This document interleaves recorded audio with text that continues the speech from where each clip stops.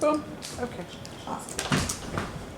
Alrighty. So, all right. So we got an IPP meeting here about Fahrenheit 451, lesson 10, and do you have your notes document open, or do you need me to reshare it? I can just open it up. It's Okay. it is open. It is open. Ooh. Already there. All right.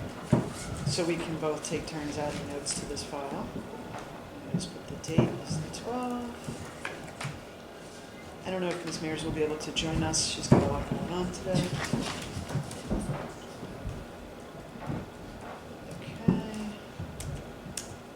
Okay, great. Just a couple quick things. Let's start out by discussing a little bit, just to set you up for your through line, which I don't know if you've scripted it, practiced it yet, but definitely we want to address that. By the way, I did videotape now. I've videotaped 3 of your launches, and the third one I think launches you into the Hall of Fame. I was literally, it was really after I was like, I felt good about it. You were on point. You were like, absolutely I was like, this is fun. Yes, like, yes. I didn't show it, but in my head, I was like, I literally felt like that was probably my best. Like, I was so glad that you recorded that, because that was like, that now I have a goal to attain, and like now I want to maintain that level of excellence for the whole time. Yep. And so it'll be up on YouTube, or it is on YouTube. I sent you the link. Yeah. But I haven't figured out how to make it more visible to other people, but I will. Yeah. I suppose I can make it public if you want. I don't mind. Whatever. Okay. Worst case scenario, I'll do that, but I don't know if I want to put it out on the whole internet, but we'll see. But anyway, so we'll we like to just we're still working on that, practicing fluent, so we'll do that today. Want to talk about how we set up turn-in talks and cold calling and the structure of that, and where that fits into this lesson. Cool. But let's start out by talking about, where are we in the unit at this point for this lesson, right? So hit me. Where do you feel like we are in this lesson? Within this lesson, we're looking deeper at, this is finally getting at symbolism and what the book symbolized. Like, at this point, they know that what Montag does for a living. They know, like, how the community, because today's lesson was about what is community value and how does community operate, and what is Montag's role in that community, and then also the character of Clarice, and, like, what does she represent? Well, not even what she represents, but just who she is, and, like, how she feels about her community. And so now we're, like, kind of going back, but still going forward about, like, now, what do the books, like, what is symbolism, and what do these books represent or symbolize within our novel? Which I'm excited about, because, like I told you yesterday, a kid actually mentioned, like, oh, it says on page 1 that the books, like, I forget the exact wording of it, but it said something about, like, the burning of history, and she's like, so are the books representing history? Do they not want them to know history? And I'm like, shh. Because this is the lesson. Just put a pin in that. Like, just put a pin in that, because this is the lesson that's going to allow us to do that. That's great. She's thinking ahead. Yeah. Maybe she could start to write navigator curriculum. Yeah. All right. Good. All right. So I think, you're absolutely on point with that. So it sounds like you already have a start thinking about your launch. Yeah. Do you want to practice your launch now, or do you want to script it a little bit? You want to take a little time to script it? I have, since focusing on the launch, I've been doing a lot of the why that I forget to write my yesterday. Okay. So I have my today and I have my why, but I'm like, wait, what did we talk about yesterday? Especially because we plan in advance. Yeah. I want to make sure, like, what's the true yesterday? Like, what is the actual yesterday? Because I would be like, we talked about Clarice. No, we did that last week. So let me just look at lesson 9. Yeah.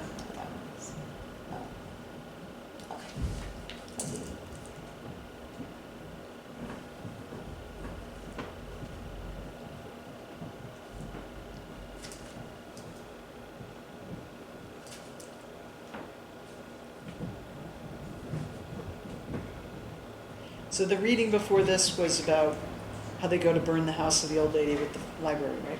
Yeah, but the lesson itself was actually, like, what we're focusing on is Clarice and her issue with the community. Okay. Like the one directly, but I guess so.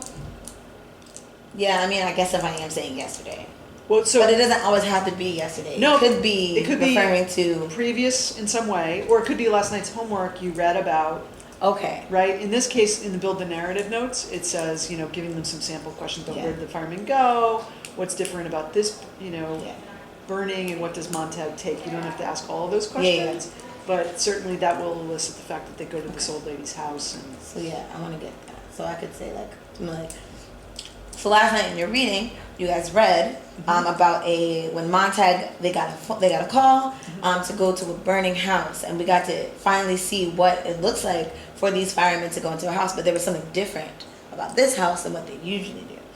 I mean, they already read, so I can talk about it. Well, but I would say let's ask them check for understanding. Okay, questions, perfect. Right? You gave the dirt quiz. Now, Yeah. just let them participate. Like, so Why what do you was do all the work? so right? what was different about the house? And it should be revealed that there was an old woman in the house who actually lit the house up.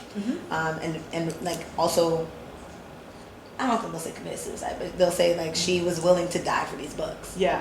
So how are you going to do this? Are you going to do hands? Are you going to do cold calling? Are you going to do any turn and talks at this point for your narrative build? I guess I should. I feel like the turn and talk will take too much time. Okay. I feel like this is just.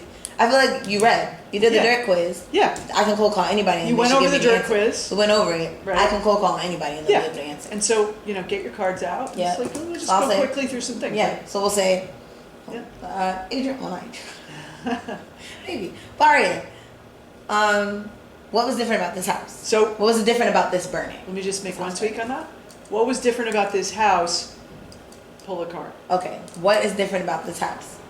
Yeah, because they don't want. Yeah. Why is it important to say the name last? Because they don't. So that everyone's aware. Because if I say the name first, only that person will. Like everyone else tunes out. They're like, oh, she's not calling me. I don't even have to think. Exactly. You got it. Yes. So I'll say the question. What is different about this burning? Pull the card. Baria. Baria shares it out. Boom. Hopefully it's the correct answer. If it's not the correct answer, Yeah. who would like to? You can call in a friend. Hand. Pick your friend. Yeah. Then bounce it back to Baria. What is different about this burning? Yeah. Excellent. Uh-huh. Today, Yeah. we are going to examine, our focus is going to be on the books and the burning of books and what is the larger message that Bradbury is trying to communicate through the books and their destruction.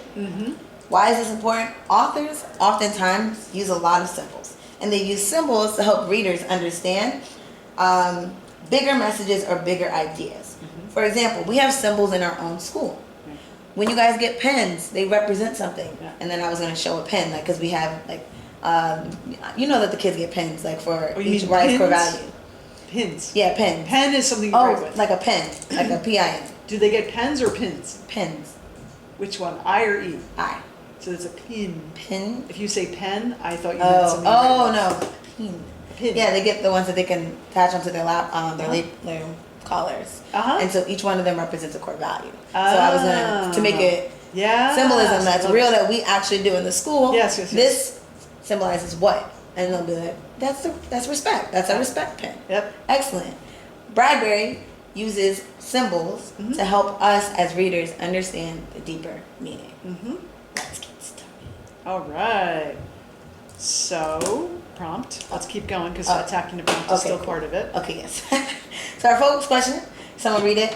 What do burned books represent in Fahrenheit 451? What do these burned books represent in Fahrenheit 451? In order for us to be able to answer this question, when we're annotating, we're going to be looking at very specific things.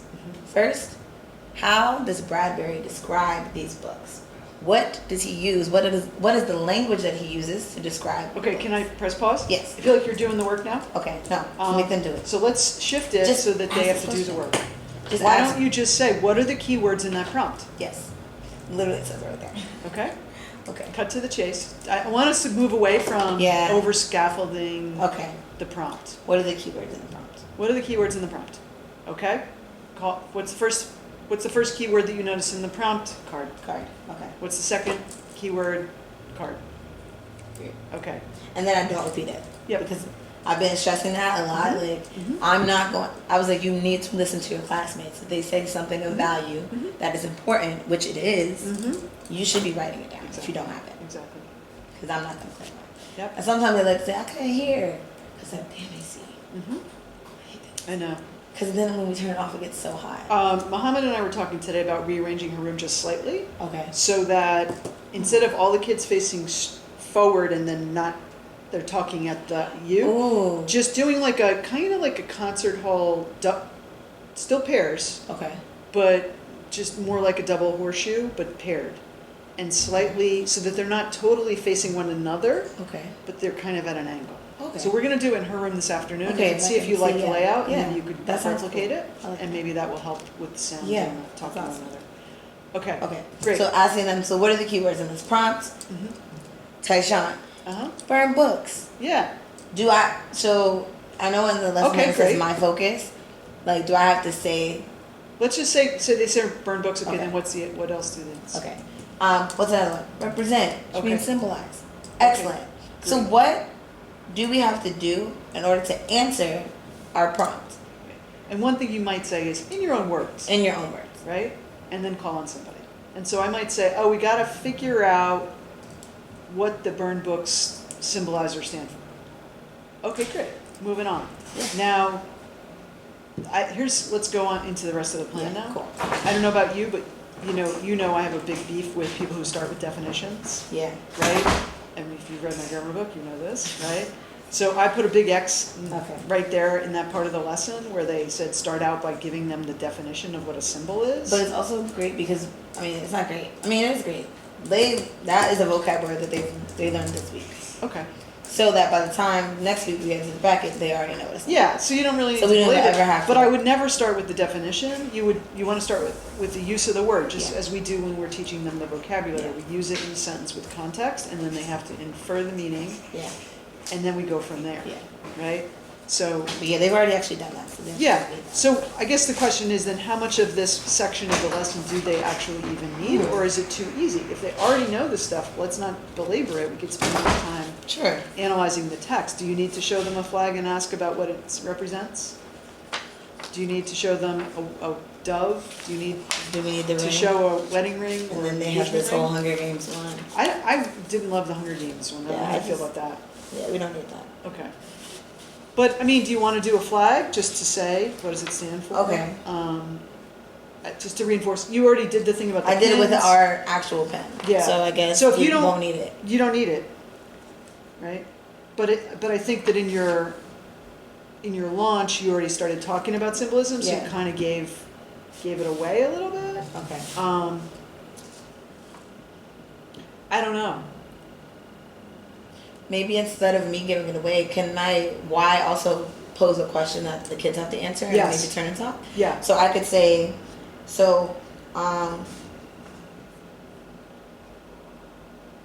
there is symbolism, like, in our everyday life. No. I could say something about authors use, because I don't want to say authors use symbolism to help us understand the big picture, because that's still me telling them what symbolism is. Yeah. So maybe Well, to some degree.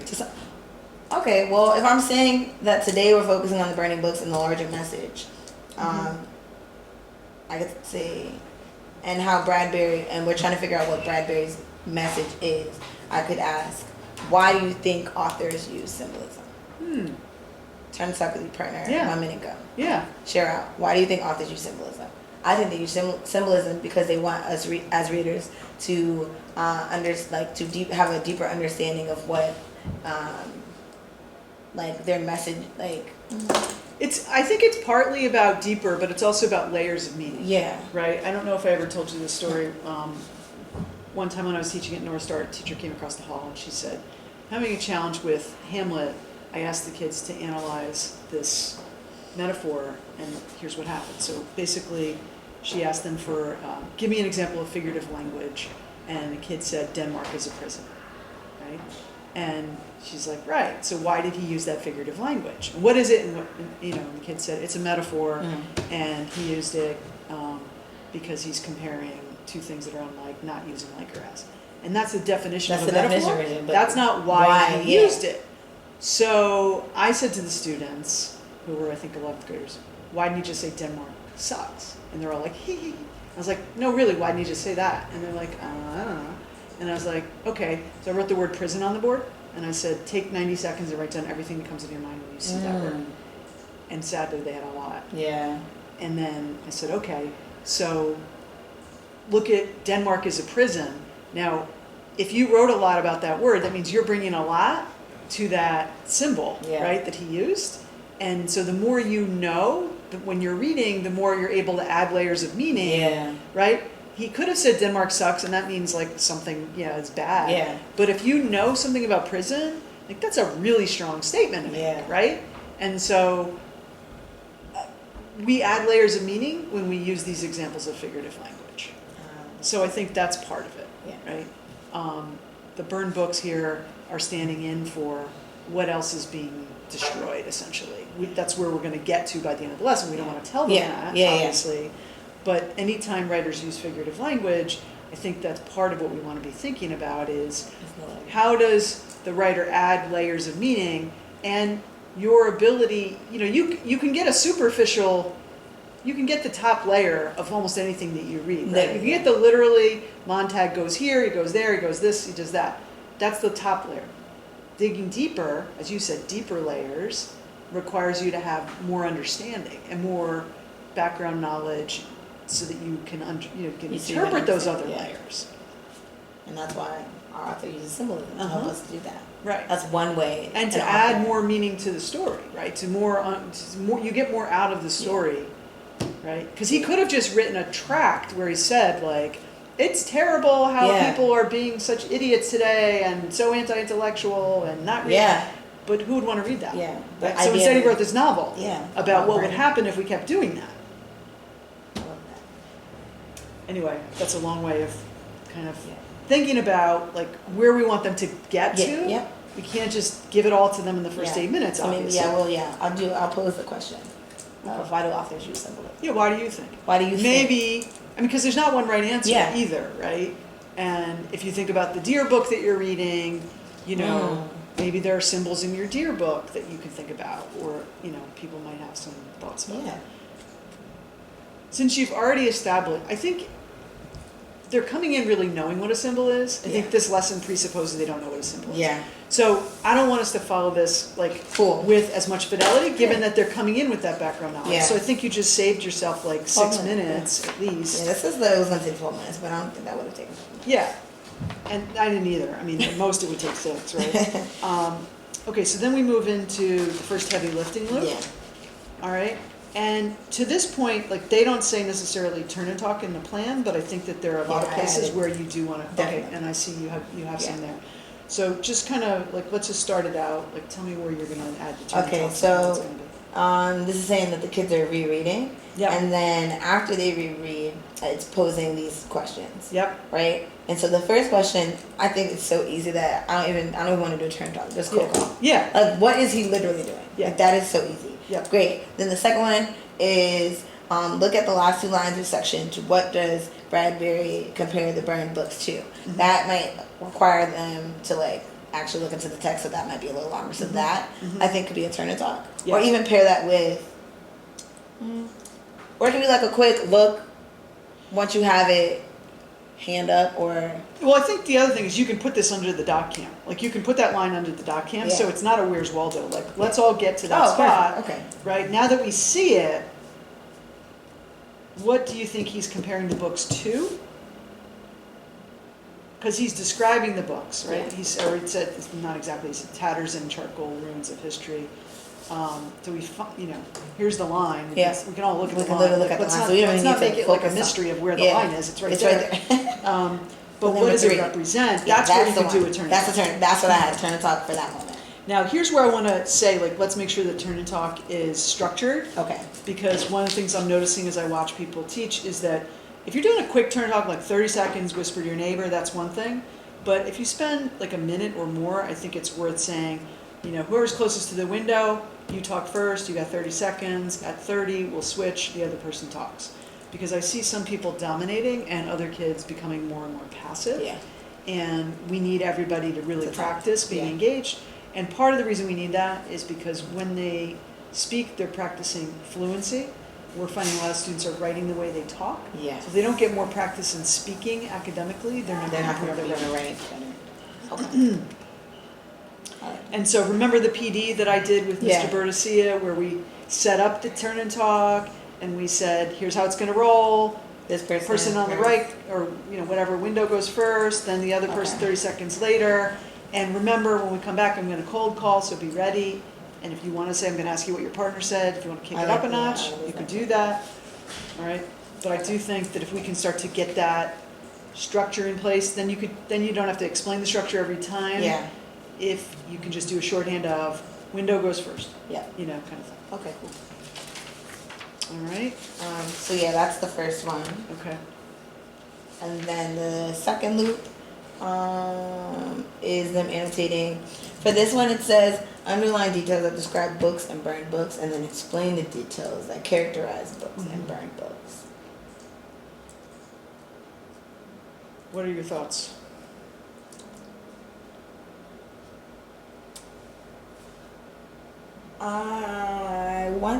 Okay, what are my thoughts? I mean, that underlying details, like, doesn't, like, they're going to do that. If they're reading to annotate, like, Mhm. that's just self-explanatory. Like, Mhm. if the question is, like, we're trying to figure out, like, how Bradbury describes the books. So, show me how he describes the books. Yep. Like, you're going to annotate that Yep. automatically. I just want to hold my book out for a second.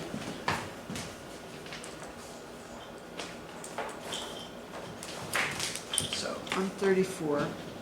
Yeah. Books bombarded. Okay. So from here down to here, Yeah. right? Mhm. And we see similes pigeon. like a white pigeon, like a snowy feather, like slaughter bird. and then oddly it jumps to mounds of fish, which is a little bit weird that Bradbury switched the metaphor Yeah. from fish to birds. Oddly, now they're dead. They suddenly are birds. I mean fish. I don't get it, but anyway. Anyway. But these kind of delicate birds, and I guess the presumption is because there's so many of them, they're like flying through the air Yeah. and so forth. But also that they're delicate and valuable. So I think that, you know, just getting them to reflect on the use of language Yeah. here is Okay. important. And like, look, let's be honest, if you want to jump up to page 35 and look at the Great Mounds of Fish thing, I mean, at this point, they're wet with kerosene, right? Because kerosene oil, you know, that oil Yeah. will be on the book. So if they didn't burn to a crisp, they're like They're slippery. still- yeah. So maybe that's what he was trying to get at. I don't Oh know. yeah, because it does say the man danced and slipped and fell over them. Mm-hmm. Yeah.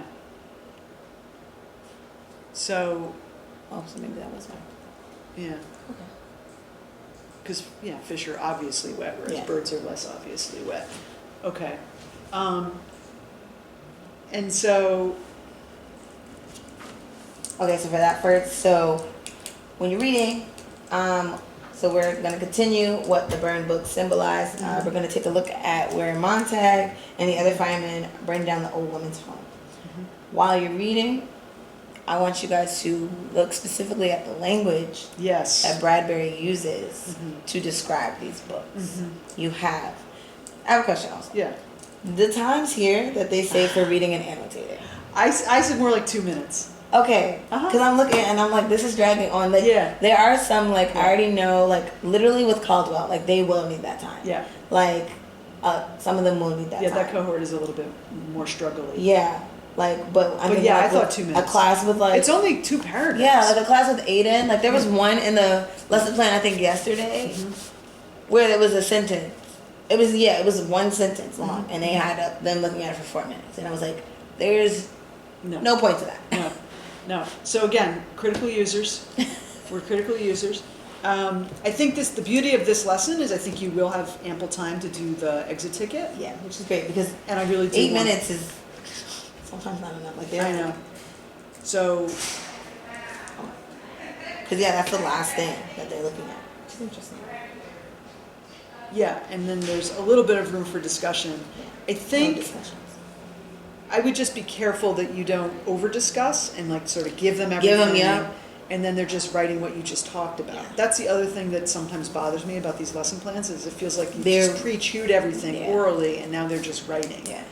And And it's not helpful to see like how as a student like they really grasp that lesson because Yeah. that's literally I told you that. That's why like Yeah. when I do read the exit tickets I'm I mean, I'm like, okay, you didn't have confidence in the words that we were using, like, but this is your own version of like how you see his confidence. Yeah. Like, I don't want to read the same. Right. Like, that's the whole point. Is like, Yeah. especially since the one thing I would definitely want them to understand about with writing is like there's a voice. Like every writer has their own voice. Ray Bradbury doesn't sound like write like any other writer. It's his voice. Yeah. Yeah. And I think that's the other thing when I was watching your class the other day. Like I feel like sometimes we're trying to fit into the box of this plan, like they were focused on angelic or something. Yeah. In one of the lessons. But it's like, does it have to be like if you Yeah. see this pure, beautiful bride, like there might be honestly, beauty. She's I young. thought what that student said was perfectly fine, right? And I felt like you felt a little constrained by that, and you were sort of like, oh, I'm not supposed to like this, right? And so like just be open. Like I think be open to things that sound sensible, and everything on here is not the only right answer. True. That's good to hear. So, you know. Yeah, this is just like a groundwork. Yeah, I think gives you a foundation of how to tackle it, but then, you know, kids will say interesting things and you gotta honor that too, right? Okay, so moving into the end, are there any concerns that you have about their ability to complete the exit ticket? No, I think they'll like this exit ticket. What about any misconceptions? We haven't discussed any misconceptions. I think the only misconception that I was definitely looking at was, I mean, I can see how it could, like, the books versus burn books. Because it'd be like, it's the same thing, but it's not. Like, the books are described this way, but the burn books are described completely differently. Yes. Like, yes, they are both books, but when the books are not burned, they're compared to, like, these delicate pigeons that are, like, beautiful. Yeah. And when they are burned, yes, like, they're still that bird, like, the slaughtered, but, like, now they're murdered, like, right? So, like, now they represent, like, death. Yeah. Now, I don't know if you had time to write your own exemplar. Did you have time to do that? I really encourage you to do that. I know they give us one. Yeah, I always always, like, change them. Here's mine if you want to see it. Yeah. Because there isn't more sometimes.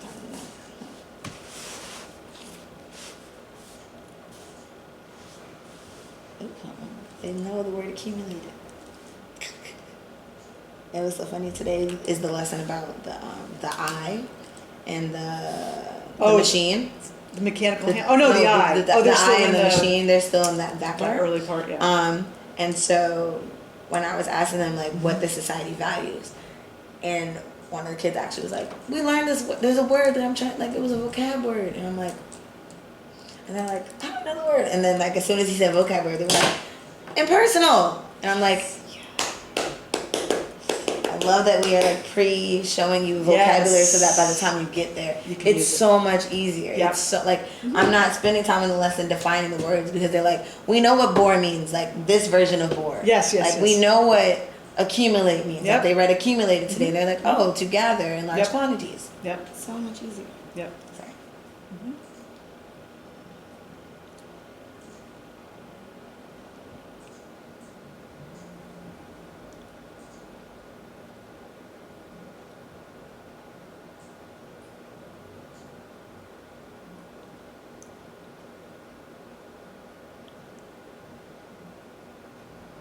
Ooh.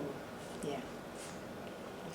So, if you want, do you know how to scan from your phone? Yes. Okay, you can scan that if you want to have my exemplar. I showed you how to do that, right? Or did you already know? On Notes? Wait, what? If you go on, you have an iPhone? Yeah. Go to Notes. I have a whole separate app. Oh, you don't even need it. You're in Notes. Okay. You go like you're creating a new note. Okay. And then you see that plus sign there? Wait. Hit the plus sign. And then no way. Woo! What? Yes. Dun, dun, dun. What? Yes. Seriously? Mr. Neva taught me that. I'm learning so many things about notes every day. Because did you know if you write something and and then delete it and shake your phone,